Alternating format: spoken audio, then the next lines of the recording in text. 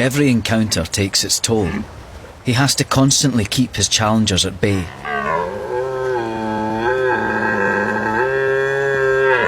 For days, he hardly eats or sleeps, perpetually on the move.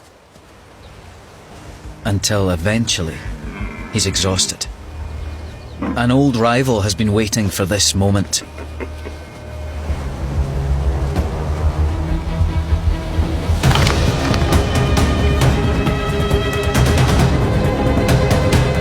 Just one stab from a sharp tine could prove fatal.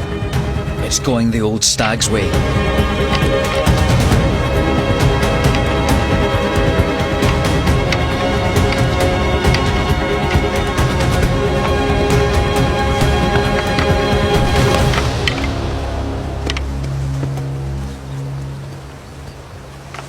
It's all over. The challenger is one antler down, but at least he has his life. The monarch of the glen is still in charge. It will be his genes that will pass down to the next generation.